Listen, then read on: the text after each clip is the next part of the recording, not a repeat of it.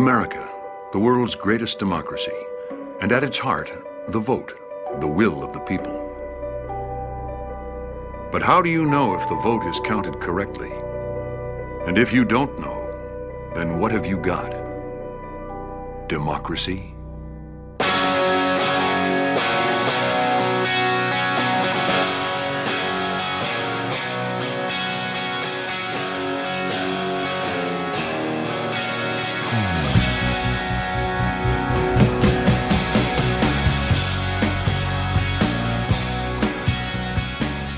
This is the story of a small group of citizens headed by a grandmother from Seattle. They set out on a journey to ask one simple question: how does America count its votes? What they found was secrecy, votes in the trash, and how to change the course of history. Something broken in the promised land.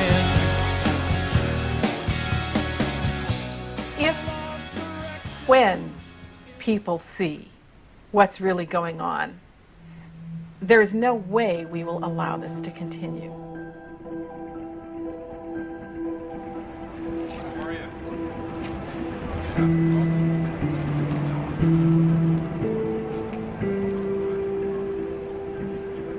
Back in 2000, Al Gore lost the presidential election in Florida amongst the chaos and arguments over how to recount the votes. But no one thought to ask how the computers originally counted the results.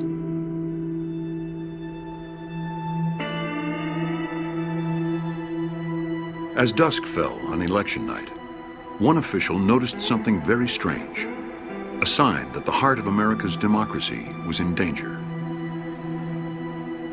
In Volusia County, Florida, an election computer counted Al Gore's totals backwards. He had negative votes. Was showing a minus sign in front of the votes that it had subtracted from Gore. I mean, it wasn't like it was trying to hide it. It says there's minus 16,022 votes here. How could a computer that is supposed to protect the votes of you and me count backwards to give a candidate negative votes? Either it was an error, or someone had tried to rig the election. There was an investigation into the negative votes, and it was established that the problem couldn't have been due to machine failure, because only the totals for the presidential race were affected. It looked like a second memory card may have been loaded onto the computer. Memory cards contain the votes, but this second card had disappeared, so they couldn't check it. The origin of the negative votes was never proved, but some engineers thought that it might have been an attempt to tamper with the election. But no one will ever know for sure. The software that counted those votes was owned by Global Election Systems. In 2002, they were bought by the Diebold Corporation. The software is a trade secret. It's against federal and state law to look inside Diebold's voting machines. I was the chief technical advisor to the Secretary of State of the largest state in the United States, and I was not allowed to look at the software running in Diebold or any other vendor's voting systems.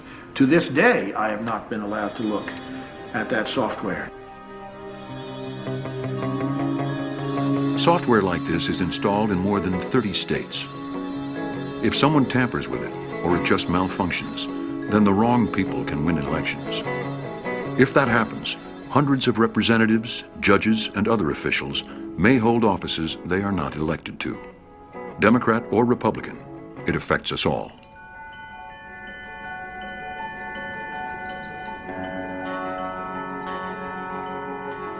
Bev Harris lives in Seattle with her family.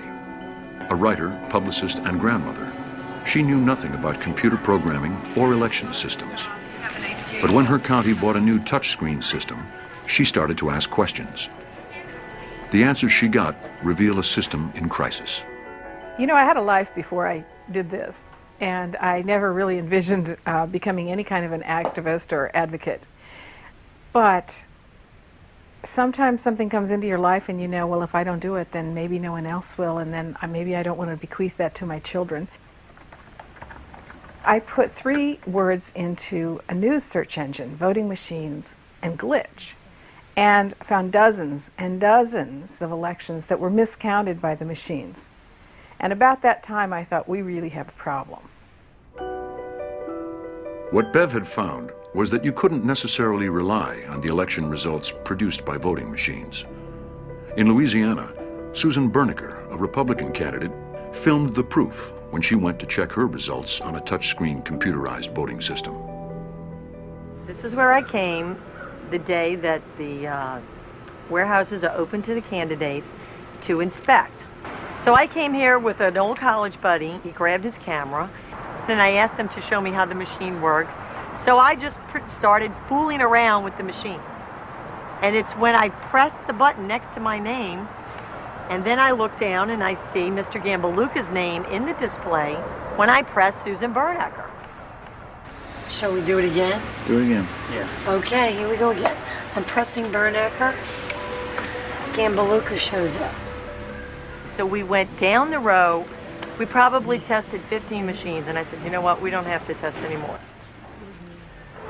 And that is when I said, oh my goodness, this is terrible. We can't count our votes, so how do we know this is right? Because the casting of the vote is secret, it's rare to get documentary evidence of machines miscounting. But Susan's experience isn't an isolated problem. Computers count around 80% of America's votes.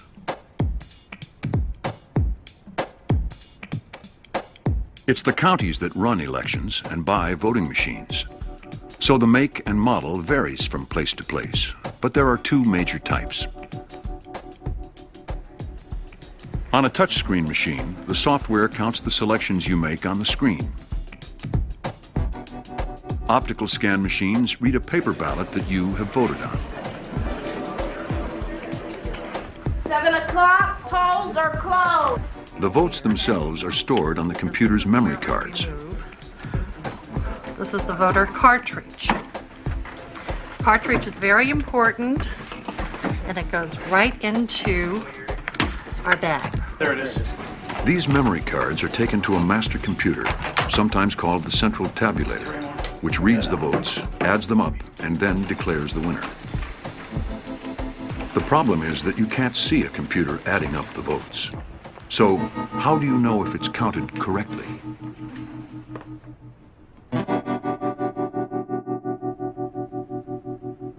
Suppose that we didn't have any computers at all, and when you went to vote, the voting booth was separated by a curtain, and there was a guy behind the curtain who would write down your votes. So you just dictate them, he writes them down, and when you're done, you leave without being able to look at the ballot.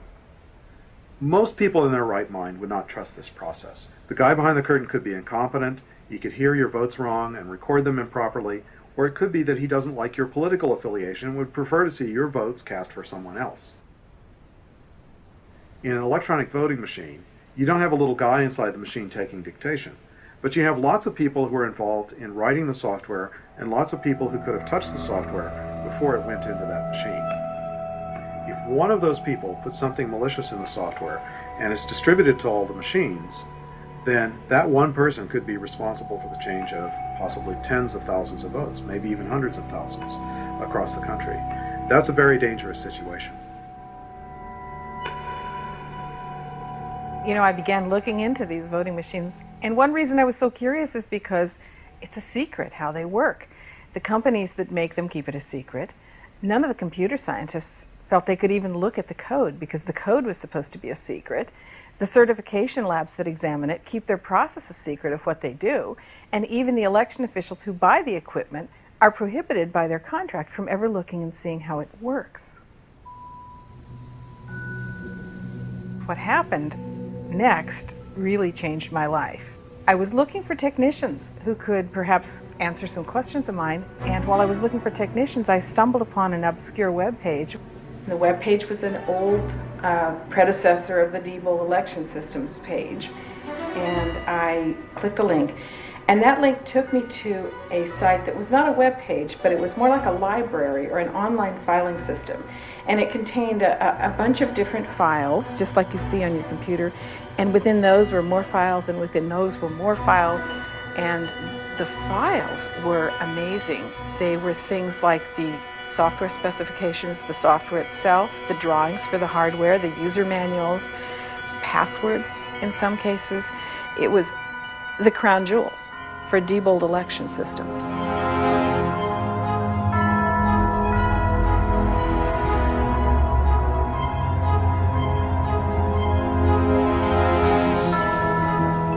Bev didn't know it, but what she'd just found was a computer program called GEMS. GEMS, made by the Diebold Corporation, counts around 40% of America's votes. So I began downloading these files, and throughout the night I continued to download them. Throughout the weekend I continued to download them. There were so many files. It took about 40 hours to download all the files there were. And then I knew I would be working on this project for a long, long time. Up to this point, only the voting machine companies knew how America's elections were actually counted. When Bev downloaded the Diebold software, the wall of secrecy began to crumble.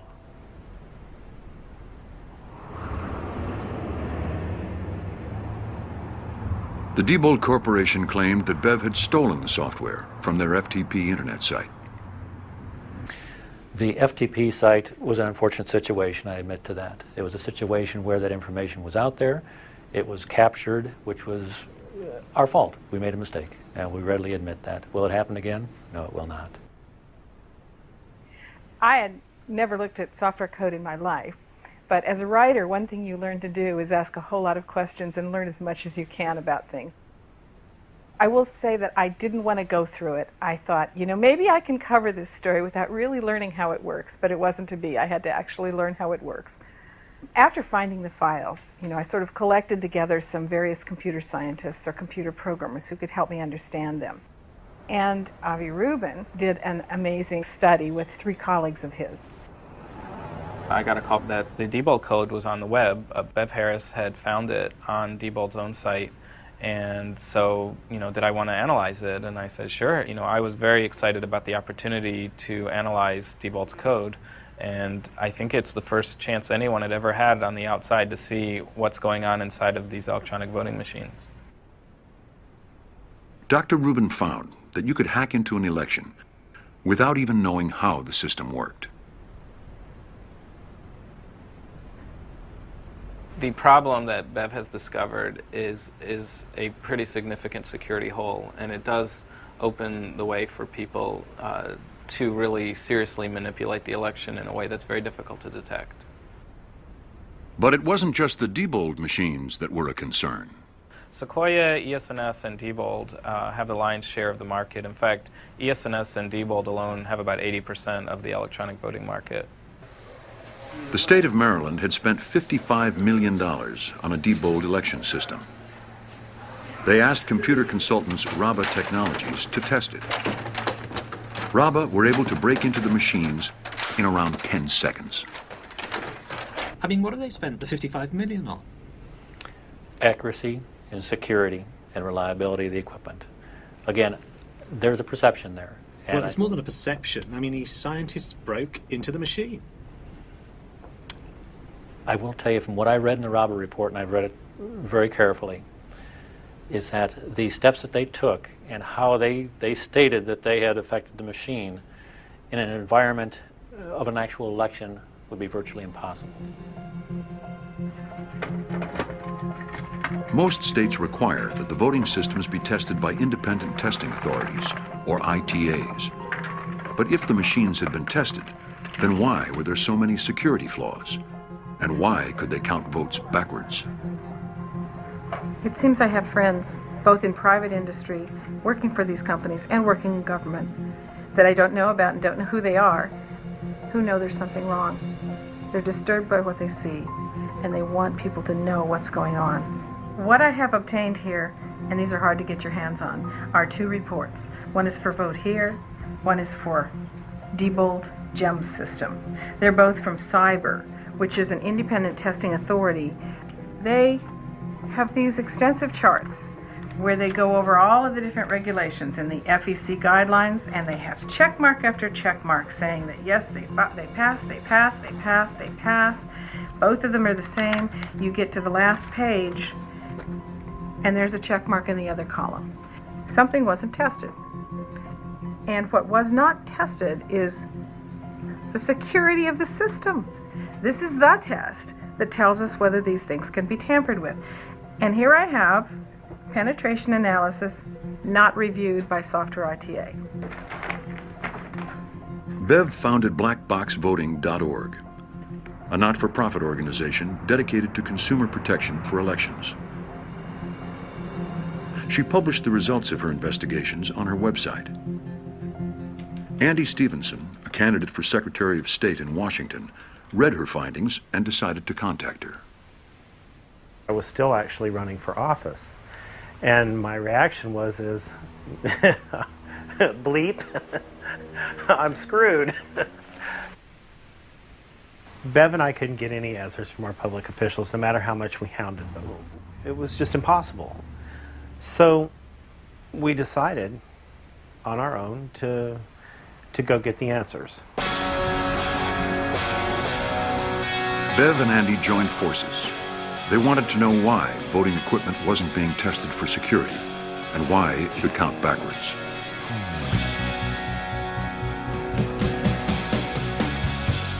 We set out to meet Sean Southworth in Huntsville, Alabama. He is the tester of equipment and software for all the major manufacturers of voting equipment. Something's broken in the promised land. A broken promise in the promised land. Hello, Lisa. Just winner? Just do what you do best, darling. Andy was wired with a small camera. He and Bev wanted to be sure that their conversation with Sean Southworth was properly recorded, word for word.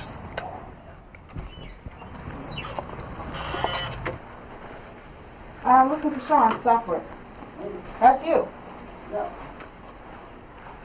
Hi, I'm Bev Harris. I just had a couple questions. Be that tests all these things. It's cyber. Cyber's the one that's accredited. That's who you need to be asking these questions. Well, it's actually you, because your name is on all of the documents. Now, all we do is in the FEC guidelines. That's what we do. And we write a report. We test the software, we review the code to the FEC standards, and then we write a report. We don't certify, we don't recommend, we don't say, this is the best stuff you've ever seen in your life. We write that report. How do you deal with something where it accepts negative or minus votes? We don't. Doesn't that sound, you just go ahead and write a report? You write in your report that that's a concern? If you ask the EAC, who you should be talking to is who we write the reports for. We can't disclose our reports to anybody. Right, and my question is on minus votes, because we now know that happened. Do we put things in there that have that kind of verbiage? No. I don't know of any time that I've ever put a report out that would say that, because first of all, anytime we write a report, the system's gone through the testing. And first of all, the vendor's not going to want a report that has something negative in it. Okay. So they will retest and retest and retest and retest and retest until they make it right. Until we get everything in there that is done to the standard. Then we write a report. So if cyber claims the machines passed the tests for accuracy and security, then why are they capable of counting backwards?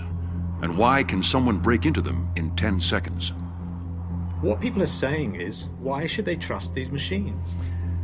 I think the main reason is because everything is tested before it's ever deployed for an election. And it sounds like I'm a broken record, keep going back to that, but that's a very important step. Bev continued her trip across the states. It was clear that the official records weren't going to reveal anything. So Bev started to raid the trash of the voting machine companies and their customers, the counties.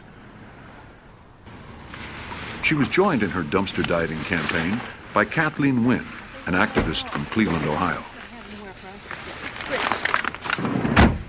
Go figure. Okay. Have mercy, that was fun and it smells delicious. I mean, it's a hit or miss. It's like shopping. You never know what you're going to get until you go, and you open it up and go, okay, nothing. But you never, this looks like a possibility. I think what we'll want to do is get to some place where it looks like we can be fairly undisturbed, you know, behind a supermarket or something. Bev and Kathleen made dozens of raids. It's legal. When they put documents out in a dumpster in public areas, it's perfectly legal to go get them because they're no longer protecting them. We wouldn't have to do this if our system wasn't secret and hadn't been turned over to private corporations. Digital camera. And unfortunately, what their inner workings are is the votes of you and I, citizens of America. On July 11, 2004, during a raid on Diebold's own trash in McKinney, Texas, Kathleen found some of Diebold's internal accounts. This is some of the stuff that we found actually in McKinney, Texas, in the Diebold trash. I found an accounts receivable ledger. And in the accounts receivable ledger, I was interested to see the top item was actually money due to Diebold from the 8th District Republican Committee. Now that's interesting because this is not an elections office that owes Diebold, which would make sense because they've purchased election systems. It's a Republican political committee paying Diebold. We have a right to ask why they are collecting receivables from the Republican committee.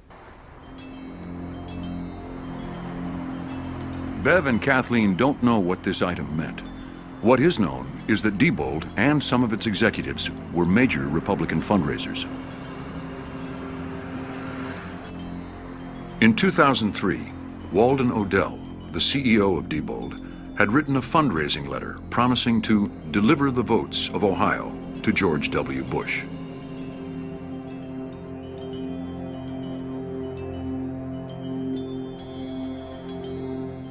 It's important that your company is impartial, isn't it? Yes.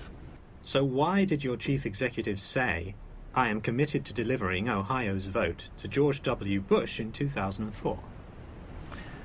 That quotation that appeared in the letter is something that he regrets.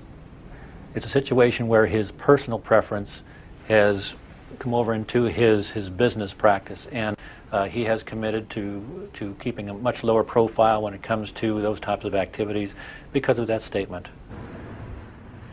You know, people talk about partisan ties to the voting companies, and they're right. That being said, we're also seeing that it's not quite as simple a picture. We have the state of Maryland and the state of Georgia have Democrats very tightly wed to use of the Diebold system, and it's the Republicans who are fighting against it there.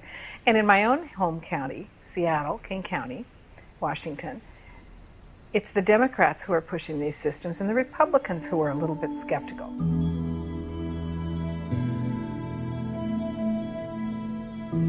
The new battleground was California, the center of the computer industry, and the Secretary of State, Kevin Shelley, was getting worried about security.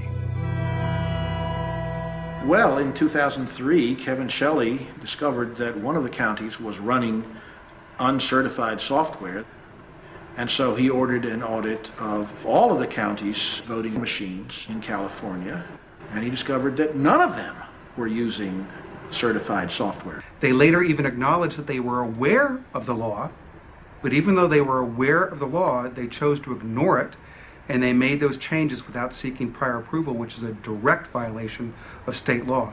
That's when I first came to realize Diebold's lack of integrity as a company. Diebold was called to account by the state of California. At stake was millions of dollars worth of business, and Diebold was forced to put their president, Bob Urosevich, on the stand. As you know, about a year ago, one version of the source code of the Diebold TSX system escaped your control, and some months later was investigated by a group headed by Avi Rubin, Professor Avi Rubin of Johns Hopkins University, and they wrote a report which found numerous severe vulnerabilities in the code that they saw. I would like your general reaction to those reports before we go a little more deeply. Basically, the code was stolen. In there is passwords. In there is our encryption technology. Okay, now, you know, I'm not a rocket science, but let me tell you, if somebody steals the key to my house, the first thing I'm going to do is probably change the lock. So that's what we went ahead and did. That's As you know, the code wasn't stolen. It was left on a public FTP site by your own company. The code was lifted off of our site, sir, and we still believe it was downloaded stolen. You know that. Okay. Now, of course, the source code, in fact, got out. The key is now published. What in effect you did, or your team did, is create a big complex building, put locks on every door, use the same key for every lock, and then published a picture of the key on the wall. This was far below the minimal standards of security. But for Bev, there was a more basic problem than security. Could Diebold be trusted at all with the counting of the vote? On topic number one, Diebold, we have a company that lies. Yes, I'll say it, lies. Up here this morning, they were saying they'd made all the changes in the software to fix the multiple flaws that would have never been found in the beginning if I hadn't have found their files on the website, by the way. But, you see, there's something called release notes. It's a legal document. It is something that must show everything you did and did not change when you put out a new version. I obtained the release notes for GEMS. They did not fix any of the problems.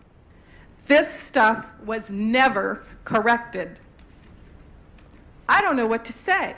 How can you have a company say we want secret software that nobody, even the county registrars who are here testifying on their behalf, is allowed to look at? And when you look at it, you find flaws, and then they say, oh, you don't know what you're talking about, so you turn it over to scientific panels. They find flaws, they say, oh, don't worry about it, we corrected it, and that's a lie. Bob Urosevich, Diebold's president, did offer this statement defending Diebold election systems, also known as DESI. DESI understands that the SOS, the Secretary of State, and the voting panel are disappointed in the fact that the R&G Associates inventory report identified unqualified and uncertified software, and are looking at DESI to acknowledge that this should not have happened. To be clear, there was no improper intent or motive on DESI's part to give rise to this situation. At the outset, I want to be crystal clear that these allegations in this report about Diebold's deceiving are not true and are factually not supported. A few days later, Kevin Shelley, the Secretary of State of California, announced the consequences for Diebold. I am decertifying the Diebold TSX system, banning its use in 4 counties where it is installed. Furthermore, I have taken the additional step, and I have the letter here, just signed upstairs, of asking the Attorney General to pursue criminal and civil actions against Diebold in this matter, based on findings of fraudulent actions. We will not tolerate deceitful tactics as engaged in by Diebold. Don't try to pull a fast one on the voters of California, because there will be consequences if you do. The state brought a civil action against Diebold, but never pursued criminal charges. The lawsuit was eventually settled for a payment by Diebold of $2.6 million. Bev was clearly hitting the industry's profitability, and she got legal threats. It was truly a difficult time, and it's the kind of thing where, you know, it kind of can make and break a marriage. I was very lucky that my husband was absolutely behind this, because, you know, here we're looking at each other going, not only do we have no money, but we could get sued by the vendors because they think their stuff needs to be secret, and we could lose everything. And he simply said, you know, my family's been fighting for the right to vote. My husband's African American. He said, my family's been fighting for the right to vote for 6 generations. And we're not going to stop now. In California, it was only the touchscreens that had been decertified. The central tabulating software, GEMS, was still in use. Now, the central tabulator is sort of the one machine to rule them all. It collects all the votes. And every company, not just Diebold, has this central tabulator. Because, of course, the way you vote is you vote in individual precincts. They're scattered around. And there has to be one machine to pull all these threads together, add them all up, and pronounce the winner. Bev wanted to find out if GEMS was really keeping the votes secure, and so she turned to computer security expert Dr. Hugh Thompson. I was at this massive hacker/computer security conference, and I get approached by this grandmotherly figure, and she tells me that, hey, I've got access to the tabulation software from one of the biggest electronic voting manufacturers on the planet. I'm like, wow, that's very interesting. And then she says, can you take a look at it for me? I'd say the thing that shocked me was how easy vote totals could be changed. So imagine you can go into a box and essentially rewrite history, and there's no record of you rewriting history, and the only record of the history itself is the thing that you changed. And that's pretty scary to me. Bev and Hugh worked out a way to demonstrate the insecurity of GEMS. She was invited to appear with her computer hack on national TV with former presidential candidate Governor Howard Dean. All right, Bev, show me how to do this. Well, what we have here is the central tabulator computer. Now, in a voting system, you have all these different voting machines at all the different polling places. All those machines feed into the one machine so it can add up all the votes. So, of course, if you were going to do something you shouldn't to a voting machine, would it be more convenient to do it to the 4,000 machines or to just come in here to one machine and deal with all of them at once? The GEMS program is the program that is the central tabulator program.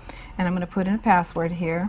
Okay, we're in now. This is the official program that the county supervisor sees. As we can see here, Howard Dean has 1,000 votes, and Lex Luthor has 500. So you're beating Lex Luthor, and we're 2-1. Yes, and Tiger Woods unfortunately doesn't have any votes yet. All right. All right, let's close this out. I was just showing you the legitimate way to go in and look at votes, which All of right. course you can't tamper with. Go to the Start menu, and I'm going to show you something tricky. And I want you to go to My Computer and just click that.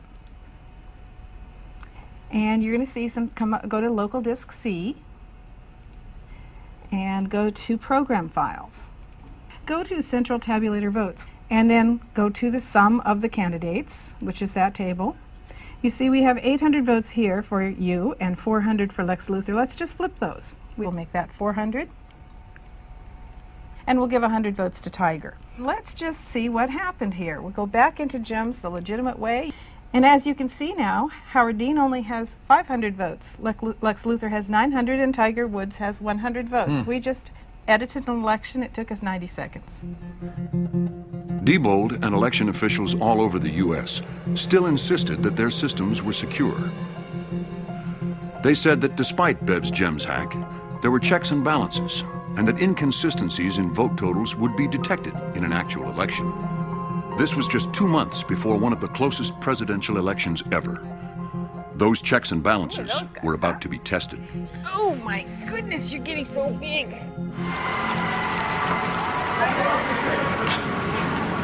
Feel great, thank you. Let me go vote first. Let's go. Okay, let's see if I can follow instructions.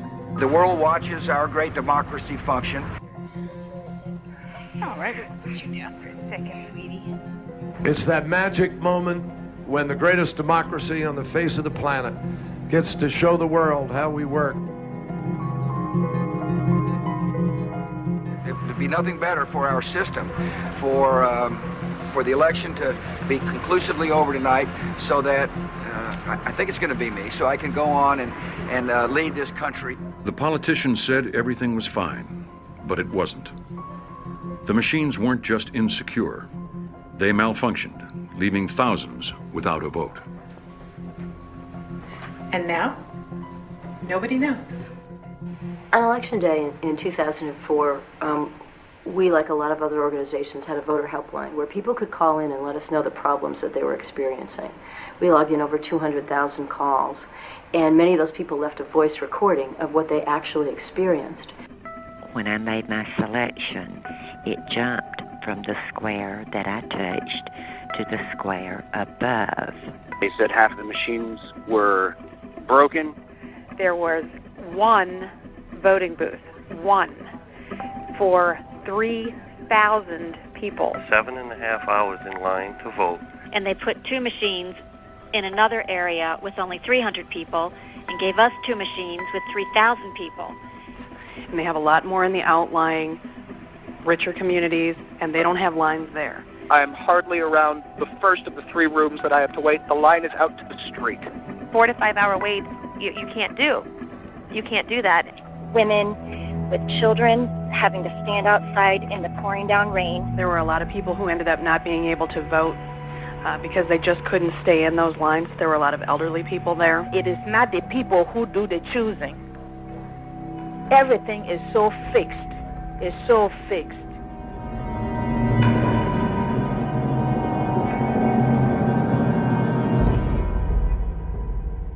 There is a calamity going on out there about how elections are conducted in this country. And it results in less voter participation and potentially a lack of accuracy in who's either elected or what decisions are made in the polling places. As the precincts closed, the poll workers switched the machines to reporting mode, signed off on the results, and took the memory cards to the central tabulating computers. Well, let me see. Wait a minute. America waited for the computers to give the official results.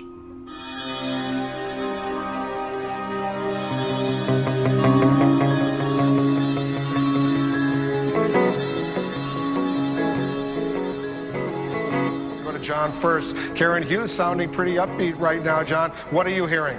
Look, no Republican has ever won the White House without winning Ohio. That is a cliche. We repeat it a lot, but it also happens to be true.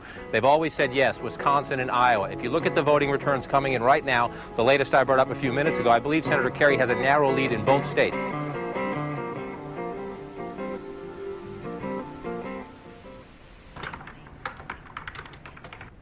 I didn't turn on the TV for the election results, and I didn't turn on the radio. Instead, I sat here filling out 3,000 Freedom of Information requests to go to every county in the United States to obtain the internal audit logs of those computers, knowing that we wouldn't get them for weeks after the election, and that it would probably be certified and they would say, get over it, move on.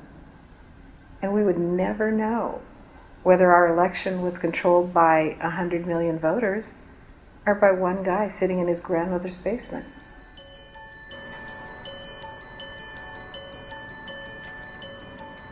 Black box voting needed the logs of all activity on the voting machines so that they could conduct an investigation for the people. They wanted the vote count to be independent from partisan politics.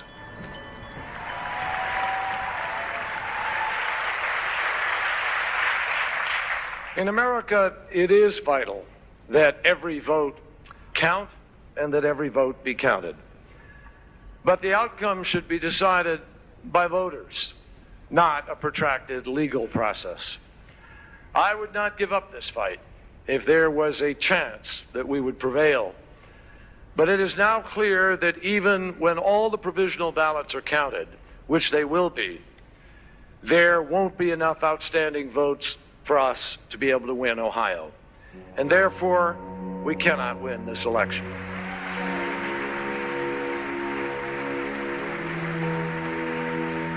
People were stunned. John Kerry had promised to challenge the machines and amassed a network of lawyers to protect the votes. And then, Kerry stopped any investigation by conceding, less than 12 hours after the polls had closed. Cliff Arnebeck, an Ohio election attorney, spoke with John Kerry shortly after. A call from Senator Kerry comes into the hotel room, which a group of us are there meeting with Reverend Jackson. Reverend Jackson puts his phone on the table, hits speaker, and we're now in a conversation. The first part of the conversation is a dialogue between counsel and Kerry. And part of that dialogue includes Kerry sharing the fact that in New Mexico, no matter what the demographics of the jurisdiction are, if the votes are being counted by optical scan machines, they're coming out for Bush. This is, to anyone who's familiar with the situation, this means Kerry knows there's fraud in that election.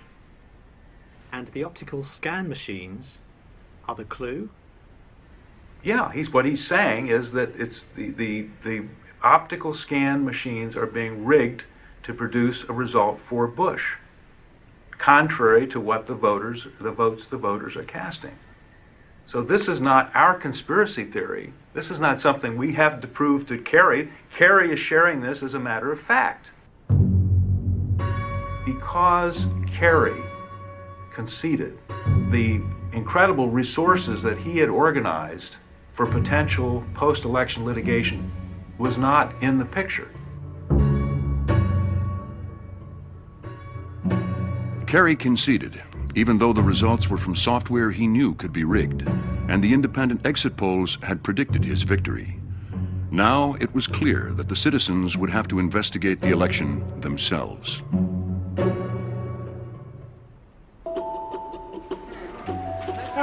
Another 4 a.m. Bev and black box voting decided to start in Volusia County, Florida, where Al Gore had received his negative votes in 2000. Bev wanted to start by checking the printed results from each voting machine. Our election, I thought, went extremely well, and I'm very tickled about it because it was my final election to perform. I'll be retiring on December 31st. So you can imagine how I was praying to come out with a smooth election at the end. I have one question. These are not copies of the signed ones. These are new ones. Give out the signatures, first of all. Now, one of the things we had asked for was the voting machine results tapes, copy of them, signed by the poll worker for Election Day, which was November 2nd. But the date was November 15th. And they were printed out minty fresh just for us, obviously. So what I was given was not at all what I asked for. Let me check with it. Great. Lana, the original tapes off of the machines, are they still out at the warehouse, or did you bring those in at the warehouse? They're out at the warehouse. We went to the Volusia County warehouse because we had learned that that's where the real poll tapes or results tapes from the voting machines were going to be. And we wanted to go there by surprise because we wanted to see what they were doing with them. To see what the machines had done with the votes, Bev needed to check the printed poll tapes from all the optical scan machines. If you add up all the poll tapes and there is a mismatch with the official results, then you know there's either been a mistake or vote tampering. Call Lana, call the sheriff's department. Go ahead. Let's go ahead and get the news over here. I think she called him. Ballots, secrecy envelopes, poll tapes. We have a public records request for these. I don't feel too good about the fact that they're being thrown away. Show me a ballot. Oh, you're flipping out over a sample ballot. Go call the sheriff. Call Lana. And in fact, I'll submit a public records request for everything in this bag right now formally, and that way we can look through it and we give that to you, and we'll be on our way. You are going to pick up this garbage. Sure we are, absolutely. Do you need any bags?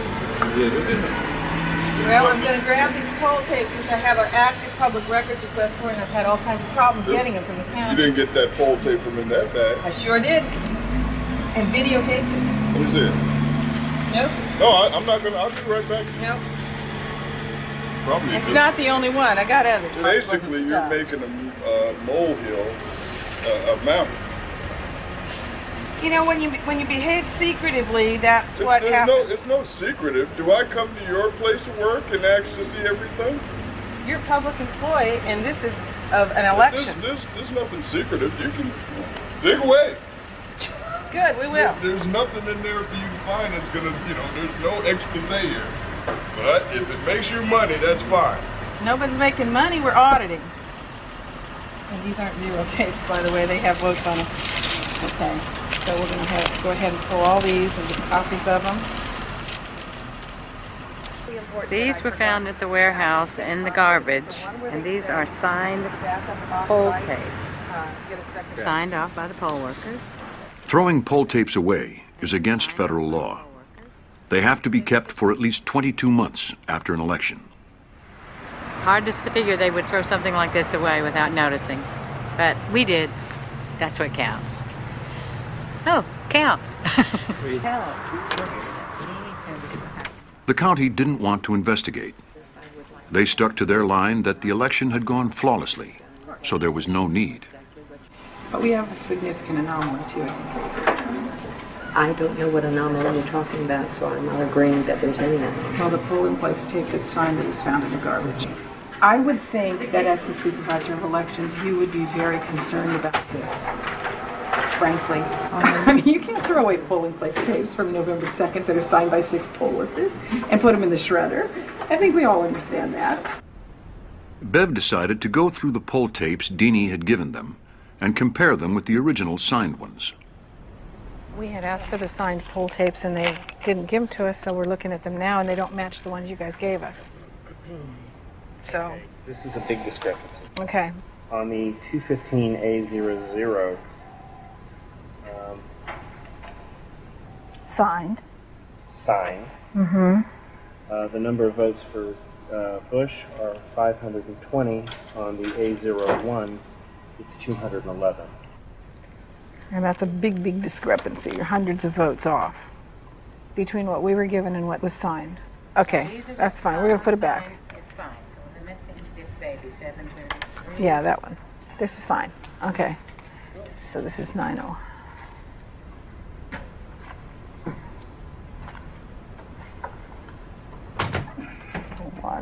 Okay. So what is your one that you're working on right now? 723A01. Well, some emails. Meanwhile, round the back of the county offices, 2 sharp-eyed local residents were investigating. That's amazing. Hi, I'm Susan Pinchon, and I'm the Executive Director of the Florida Fair Elections Coalition, and I am going through the trash at the Supervisor of Elections office in DeLand, Florida. Oh my God, look at this. How big is this? All right, let me take Things you this don't stuff understand over. now. You'll look at it later and you'll understand it. Okay, I'll be right back.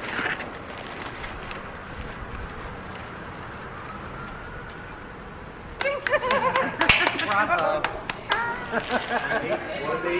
These are polling tapes, and actually one of these tapes are the ones that we were missing from this morning. This is great. You found the missing tapes. In the garbage. And you should see me now. I'm in Volusia County, Florida, home of the negative vote totals.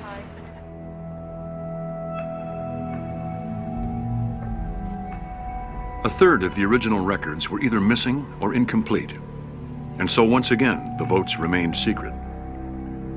If Volusia County was a bank and threw away the documents that added up money instead of votes, then the feds would have investigated immediately.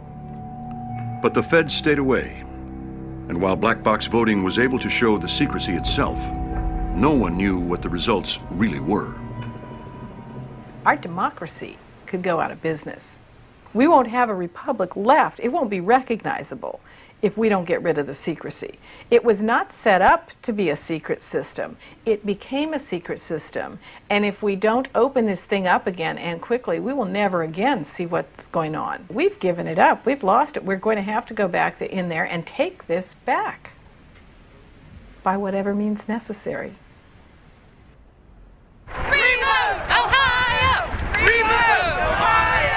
In Ohio, citizens were angry, claiming that the election had been fraudulently counted and that voters had been turned away illegally. They needed a recount.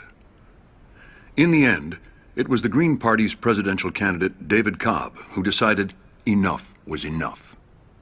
I launched a recount in order to investigate the allegations of voter suppression and fraud that were pouring in. This was a chance for black box voting to really find out how the votes are counted. And Kathleen went back to her hometown, Cleveland, in Cuyahoga County, Ohio.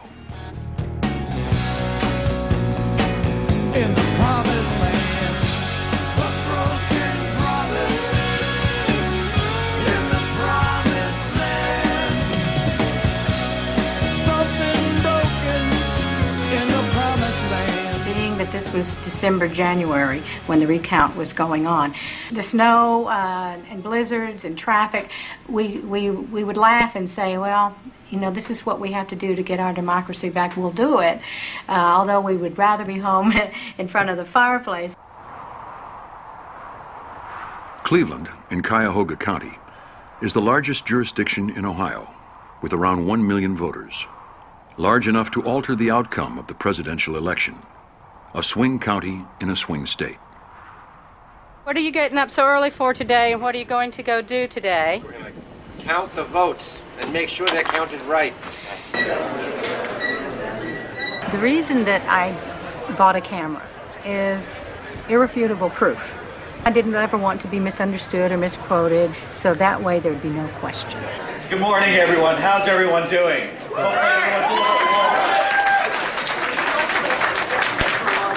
Let me just introduce a couple of individuals. One of those individuals is Jackie Maiden, who is our elections coordinator. The ballot manager, who is Kathy Dreamer here also, who will be facilitating.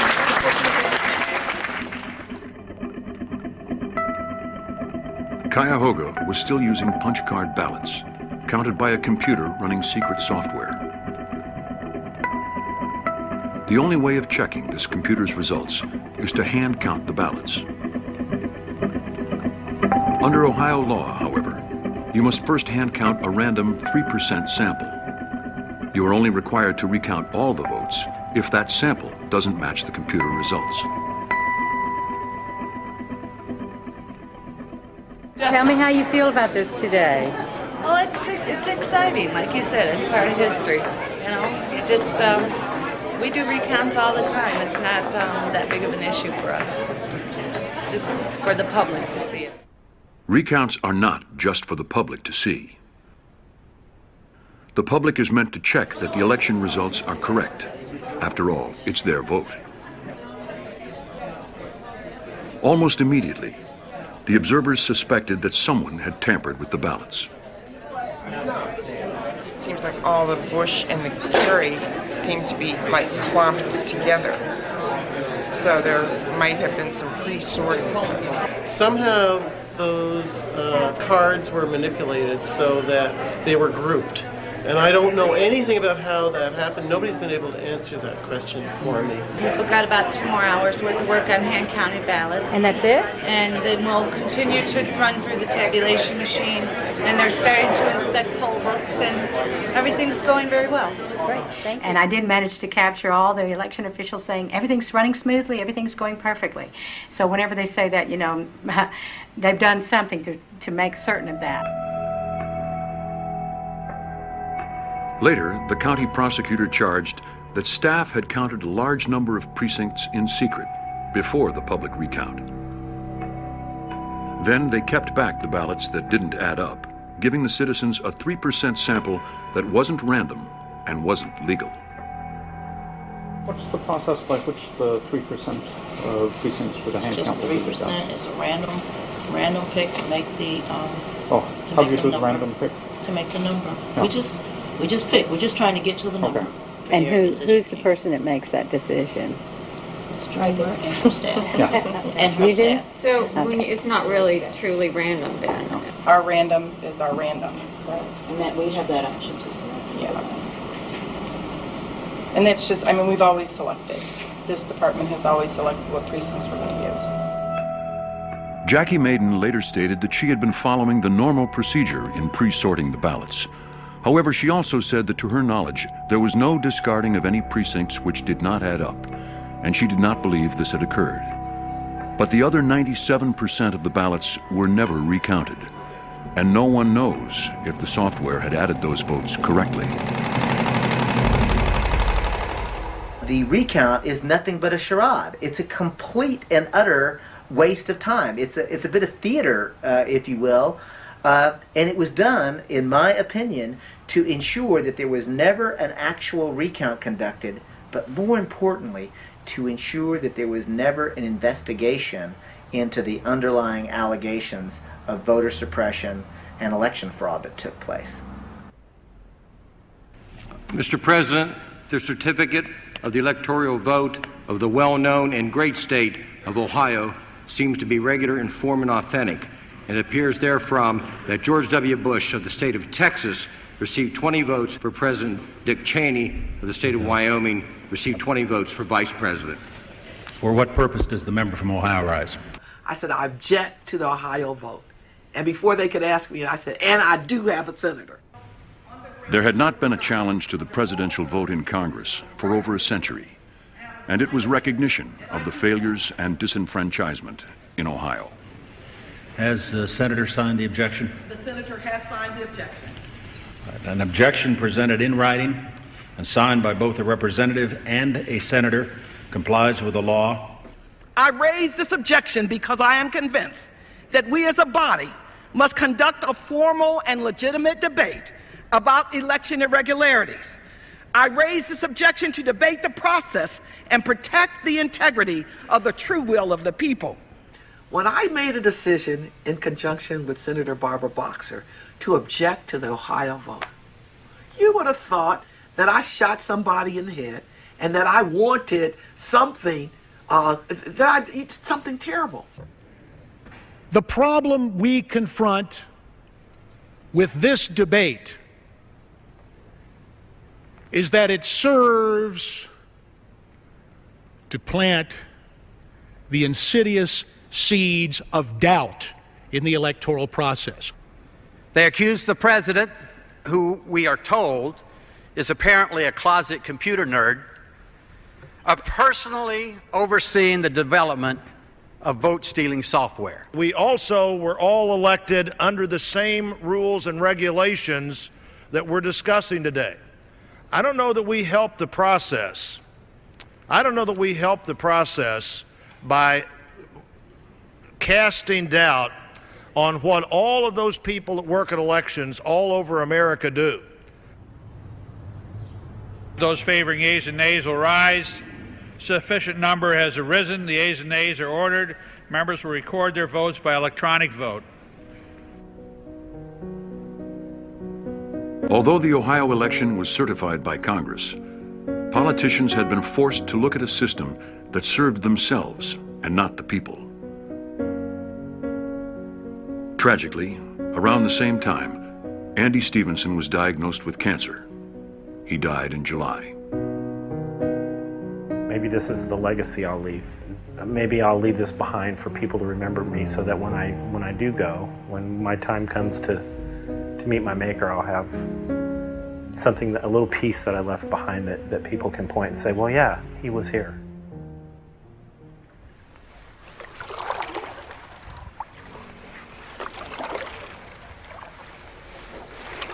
In Tallahassee, Florida, the supervisor of elections, Ion Sancho, wanted to be absolutely sure that when his computers declared a winner, it was because that was the will of the people.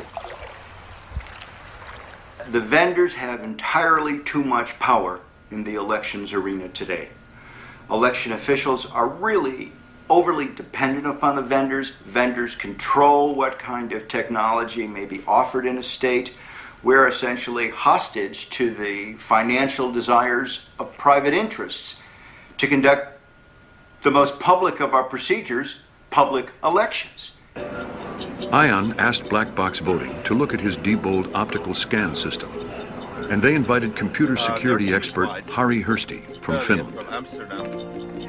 This is a first. We're going to be looking at the machines, the real machines. That's a real system that's actually been used in real elections. So this is exciting. Welcome to Tallahassee. Hi. Thanks. Harry Hurst, nice to meet you. Ion Sancho, Harry.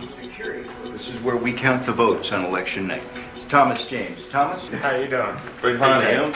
One of the things that the vendor told us was that people would not be able to access this, that every time you entered into the system, that the system would record that. Dr. Hugh Thompson and Harry Hursti believed that they could change vote totals without being caught. Hugh tried hacking GEMS, the computer's vote counting program. He used an election held at a local high school. Nadia Smith had come in second with 322 votes. They decided to make her the winner. So I go into this election file, and if I do, I'm asked for a password, and I have no idea what the password is. But Hugh had written a program that automatically looked for Nadia's vote total and then changed it to 5,000. When they called up the results page, Nadia had won, but the computer showed no evidence of fraud. It does give me great concern over the failure of the system to realize that you can slide by and come around through another direction and bypass the password. But Hugh could have been caught if the final totals on gems were checked against the original printed out results.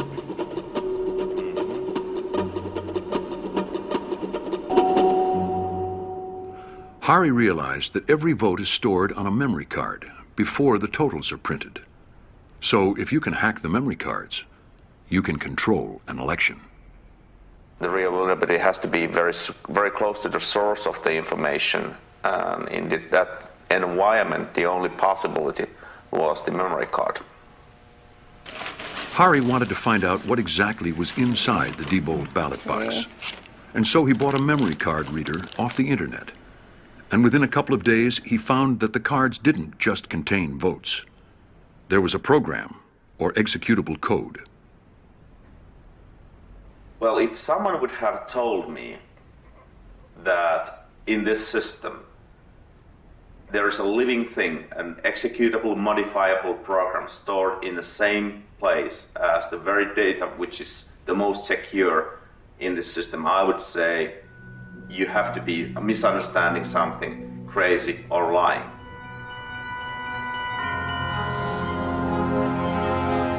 Hari wrote a report for black box voting, warning that this program lurking in the memory card could be used to change the result of an election.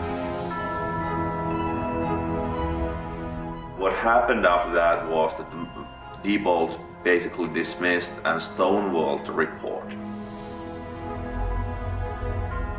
Diebold sent letters to officials across America denying that there was any executable code on the memory cards. Back in Cuyahoga County, Ohio, home of the infamous recount, the chair of the Board of Elections, Bob Bennett, was on the brink of investing $20 million in Diebold systems. It's a standalone system. Votes are encrypted, so if anyone tries to tamper with those election results, it immediately shuts down the system. So you've got built-in protection within the system. I'm sorry, you've been very kind. No, all right. So far, you're doing fairly well. Thank you, sir. Bob Bennett was also the chair of the Republican Party in Ohio, the party that Diebold had raised money for. Citizens were there to record, observe, and hopefully make a difference. Among them, Kathleen and her college buddy, Victoria Lovegren. Basically, I would like to know why. What were your decision rationale? For even your own criterion, Diebold does not win. Well, it's a bad decision, and it's gonna, it's gonna come back to bite you because you're already in trouble. People do not trust Cuyahoga County. They do not trust the recount here. You're in trouble. right now, we are still in the process of completing the negotiations on the Diebold contract. We have made that selection. It's not likely that we're going to go back unless there's something drastic that happens in that and change our decision on that. So Bev decided it was time to make something drastic happen. 3 months later, Diebold was back in town to complete the sale.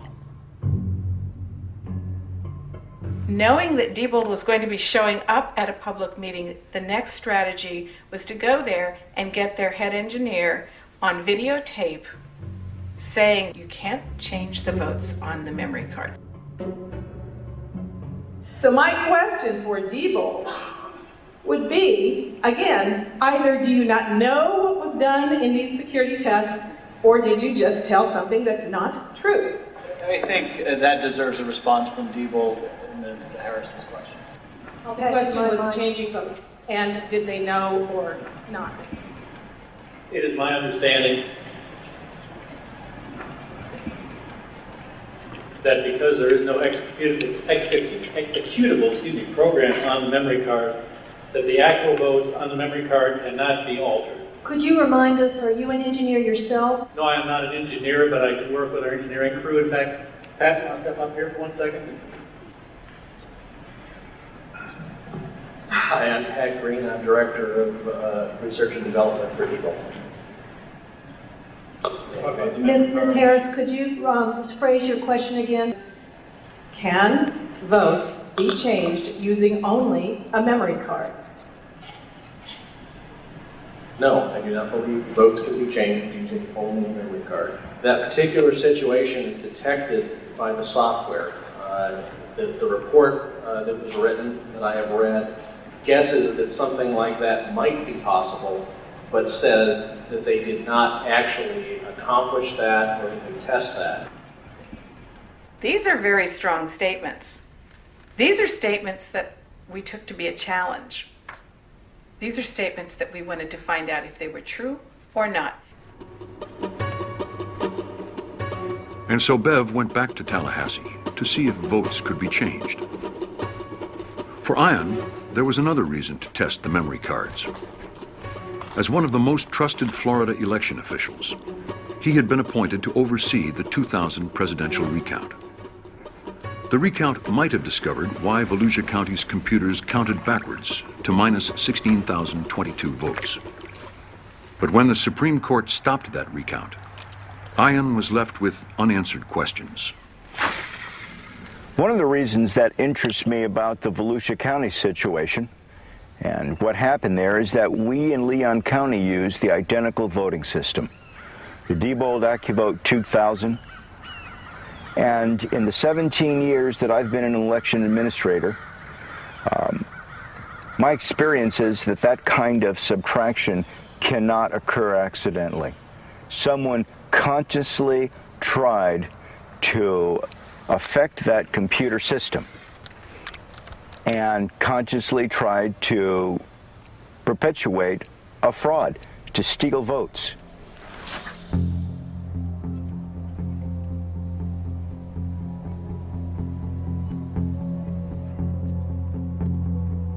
During his research, Hari had discovered that Diebold's memory cards effectively allowed negative votes. Well then, go dead. What we're going to do here is modify one card and then bring it to the election supervisor Iyer Sanchez's office. Plug it as the real card in any election to the real election system and run ballots through. And that's the same system which have been used in a number of previous elections.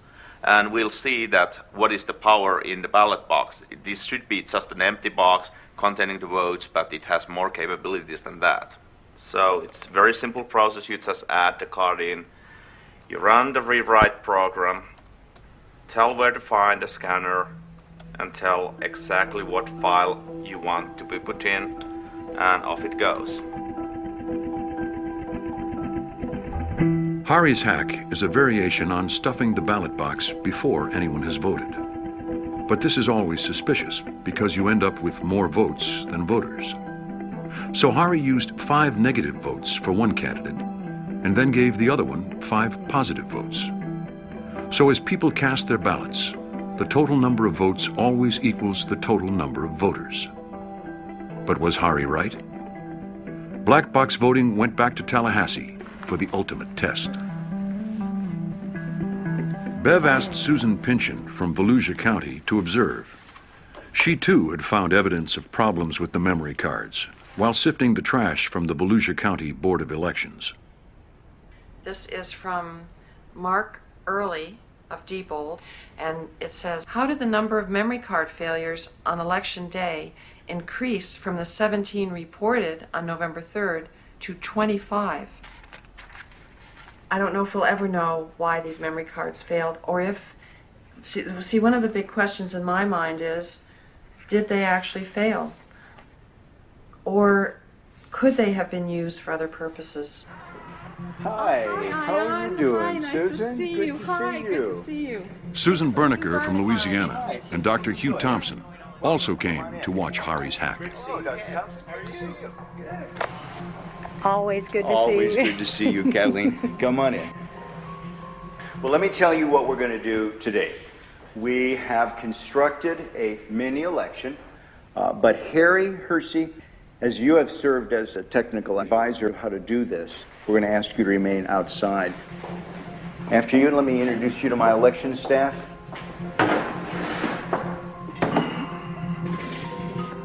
To ensure that we've not prepared some sort of a device that has been pre-rigged, pick the number, and then we'll grab that unit, and that will be the device that we will count the ballots on. I just feel like this is the one. Okay, and the winner is unit 15191. 5191.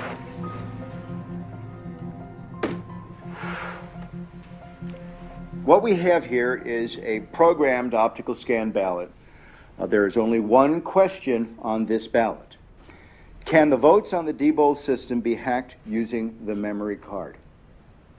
I have only touched the memory card, not the other parts of the Diebold election system, which is going to be used today. Only the memory card. I can certainly speak for myself and Harry, and that we're going to vote yes. All right, then let's have the rest of us vote no. Two individuals, Hugh and Harry, will be voting yes. The rest of us will be voting no. And then we'll scrutinize the ballots afterwards to ensure that that is indeed the mark. I will say that I'm wrong and Diebold is right, and I'm going to say no, they cannot be hacked. It's impossible. So I vote no. I'm going to film myself voting. Excuse me. I'm going to mark this ballot no.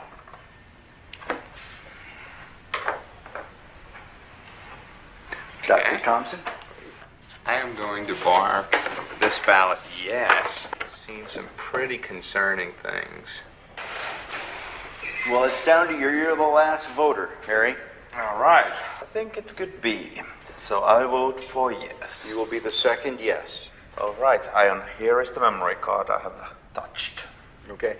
Now, this is the only piece of Diebold equipment that you've used. That's correct. Well, thank you. Let me take your ballot in. This card will go into this slot. The next activity that the election worker does on the morning of the election is turn the machine on, making it live to receive votes. When you do that, this machine will produce what is called a zero total tape. The machine is going through a self-test analysis, and then it'll spontaneously turn on.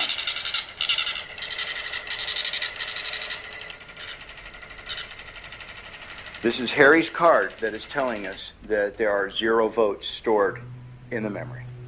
Okay, let me get the ballots. Let's insert a yes ballot. We're going to put in another no.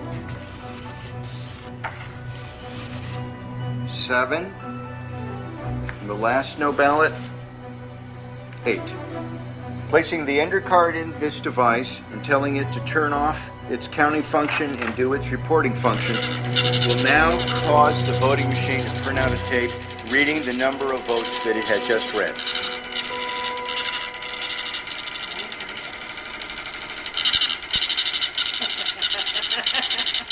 Oh my.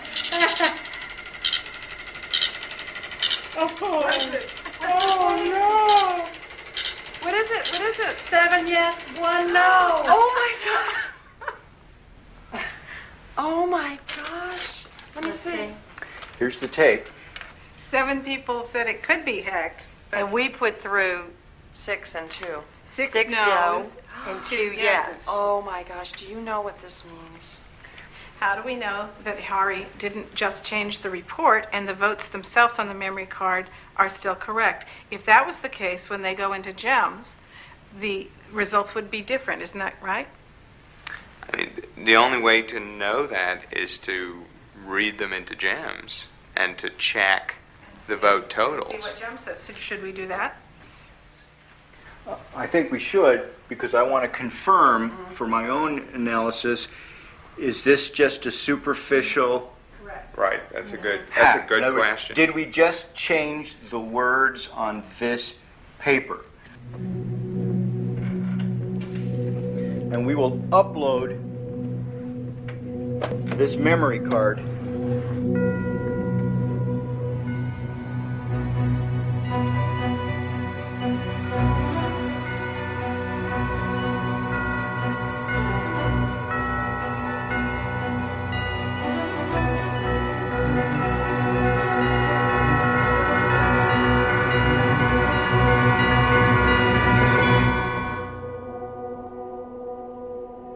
If I had not seen what was behind this, I'd have no reason not to. I would have certified this election as a true and accurate result of a vote.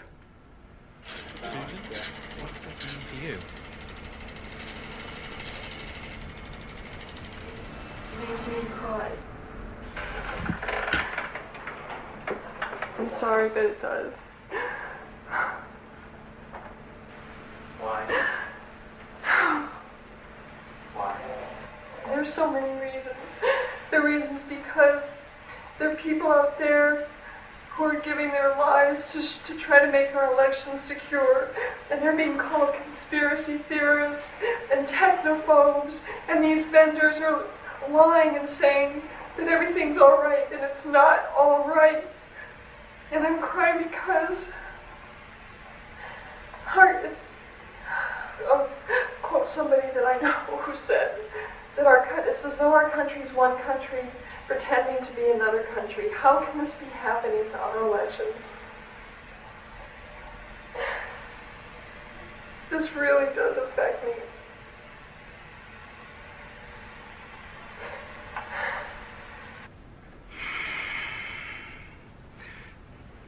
I don't know exactly how to describe what I saw here.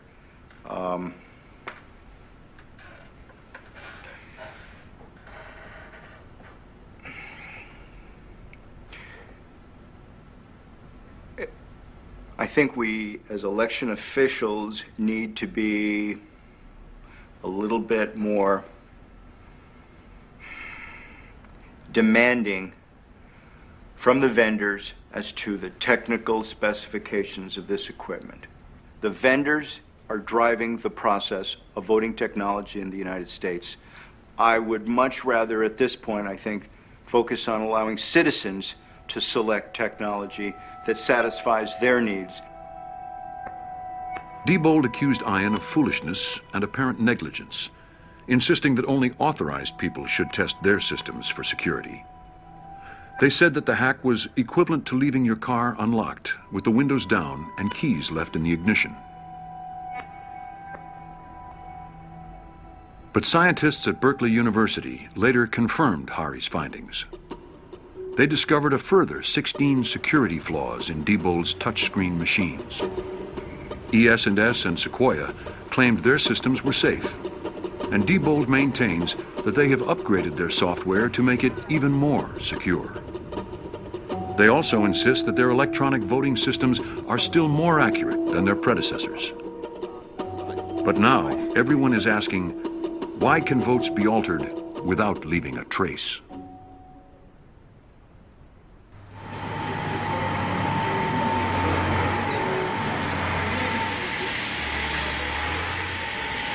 Cuyahoga, however, did not change their minds after the hearings and spent $22 million on touchscreen and optical scan machines from Diebold.